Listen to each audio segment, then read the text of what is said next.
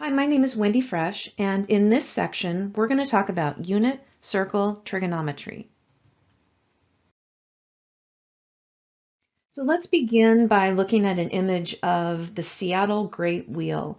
I bet a lot of you have been on Ferris wheels before, and you know that Ferris wheels are circular in shape, and you get on the Ferris wheel on the ground, and then you travel up to the peak and back down again, and that pattern just repeats and repeats and repeats. So it really mimics what we're going to talk about here with circles, points moving around the wheel, or in this case, a circle. Now, for right now, we're going to focus our attention on the unit circle. And what a unit circle is a circle that has a center at the origin, 0, 0, and it has a radius of 1. So let's zoom in on just the first quadrant of this unit circle. If we let x, y be the end point on the unit circle with an angle of t, then since t can really represent any angle measure, as the point moves around the circle, as that angle t changes, so does the value of the point x, y.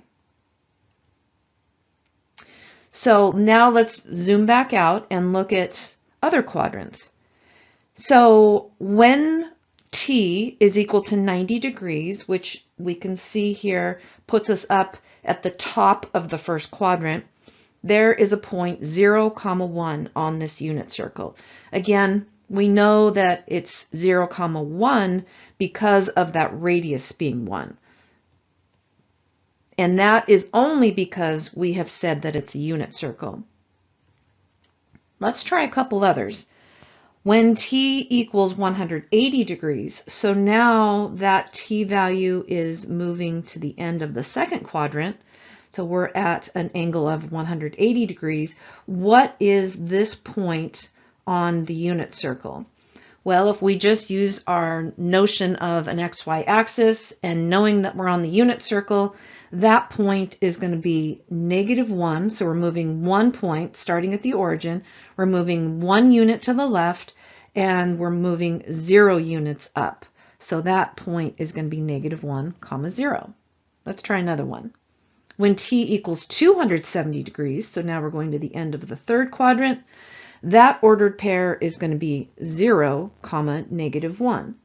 So just using the same idea as you would plotting any points on an xy axis. When t is equal to 2 pi, so 2 pi represents a full rotation around that circle, we're going to be back to where we started, which is movement 1 unit to the right and no units up. So that's going to be 1, 0. When t equals 0, that would be a t value where we haven't moved, and that's going to be the same point on the circle as 2 pi.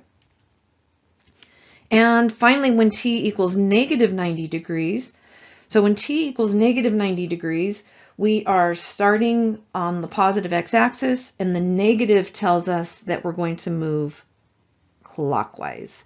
So -90 degrees and 270 degrees should be the same point on that unit circle. So 0, -1. While the point values of those common angles that are quadrantal angles, the angles that lie on an axis, may be easy to determine, the point values for other angle measures that are within the quadrants are a little bit more challenging. But there are some special angles that we can determine using geometry. So we're going to begin with 45-degree angles. So in this image, we can see a 45-degree angle, and we know that if we move from the origin to the right along the x-axis, that's some x value, and then if we move up, that is some y value. So there exists some ordered pair x, y that is on that unit circle. Now we are in a unit circle, and so the radius is 1. Now, you may have noticed that that x and that y formed a right triangle. And you'll see in this second image that I've turned x comma y into x comma x. Why is that? Well, because when we drop that y value that's coming down forms a perpendicular to the x-axis. And so we know that that is 90 degrees. And if we have a 90-degree triangle, a right triangle, then, and we also know that we have the base 45-degree angle, then the final third angle must also be 45 degrees. And that's because the sum of the angles in a triangle is 180 degrees. Well, what we have now, when the base angles, the 45 and the 45, when those are the same, that creates an isosceles triangle, where not only are the base angles the same, but also the base sides are the same. So that means that x equals y. Okay, so what we're trying to determine is what is that value of x, because whatever that value of x is will be the same value for y. So how are we going to determine that? Well, we have a right triangle, so we know something about right triangles. We know that the Pythagorean theorem says that a squared plus b squared equals c squared. Well, in our case, we are using x's. So we're going to say x squared plus x squared equals our c value, that's the hypotenuse, that's across from the right angle. In our case, that's going to be 1. Okay, so let's simplify this. X squared plus x squared is 2x squared. 1 squared is 1. I'm going to just solve this equation, and I get that x is equal to plus or minus the square root of 1/2. Now, we are talking about a length of a side, so that is going to be a positive number, and I'm going to take the square root of 1, and I'm going to take the square root of 2, and that gets me 1 over the square root of 2. We want to rationalize that denominator, which means we're going to get rid of the radical in the denominator. If in doubt, I would suggest that you always rationalize the denominator. So we get that x is equal to the square root of 2 over 2. And because x and y are equal, then that also represents the value for y. So here's the summary. If your angle T is 45 degrees, or of course that could be pi over 4 radians, then there exists a point on the unit circle that corresponds to that angle measure, and that point is the square root of 2 over 2, comma, square root of 2 over 2.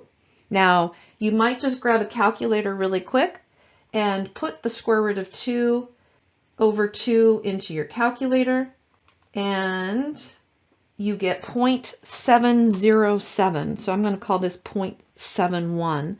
And so it makes sense, I think, logical sense, that the base sides, the x and the y, are smaller than the radius, right?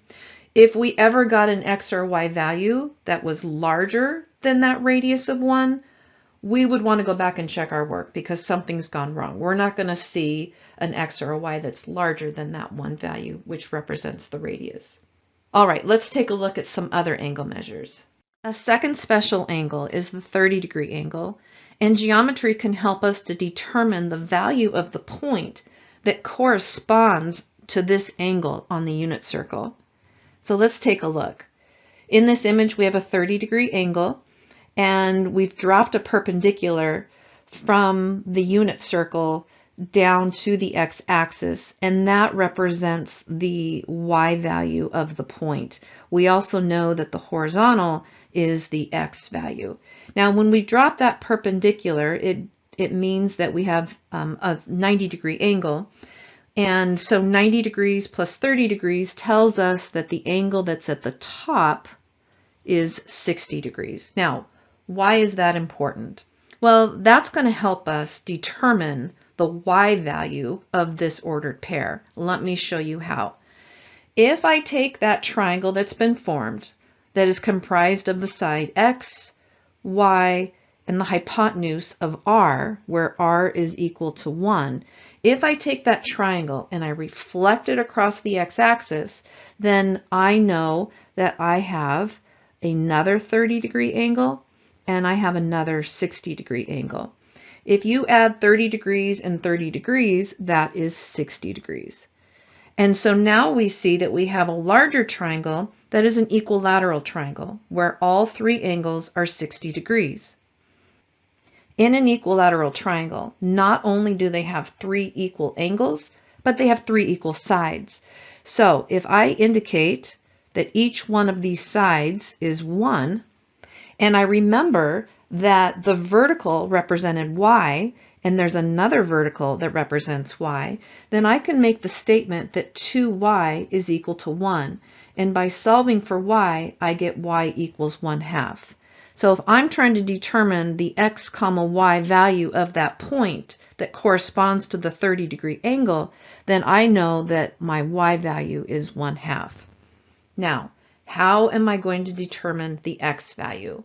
Well, if I now take that triangle and I split it up, so I'm back to the 30, 60, and 90-degree triangle, now I know that I can use the Pythagorean theorem.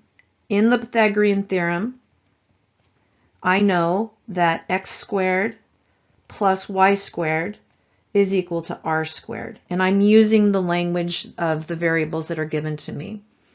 I know that y squared is 1/2. Excuse me, I know that y is 1/2. And I know that r is 1. So if I solve this equation for x, then I will complete the ordered pair. So I'm going to get x to the second plus 1/4 equals 1, x to the second equals 3/4. And if I square root each side, I'm going to get the square root of 3 over 2. So I think I've got it now. If t equals 30 degrees or pi over 6, then there exists a point at an x value of square root of 3 over 2 and a y value of 1/2 on the unit circle. The third special angle is a 60-degree angle, and geometry can help us to determine the point value that corresponds to this angle. But we can make use of what we just found out to sort of bypass that process. We found out in the last slide that when we have a 30-degree angle, that the point that corresponds to that on the circle is square root of 3 over 2, comma 1/2. In that triangle, there did exist a 60-degree angle. If I move this triangle so that that 60-degree angle is now at the base, then the horizontal movement is represented by what was the y value, so 1/2, and the vertical movement is now square root of 3 over 2. So in the 30-degree angle, we saw that a point existed of square root of 3 over 2, comma 1/2. In a 60-degree angle, that is going to reverse. So we can summarize that by saying, if the angle is 60 degrees or pi over 3 radians, then the point on the circle is 1/2, comma square root of 3 over 2. So in summary, here are some of the common angles and their point values for quadrant 1. I've also included 0 degrees and 360 degrees, of course, which if I was going to indicate the radians would be 0 radians and 2 pi radians.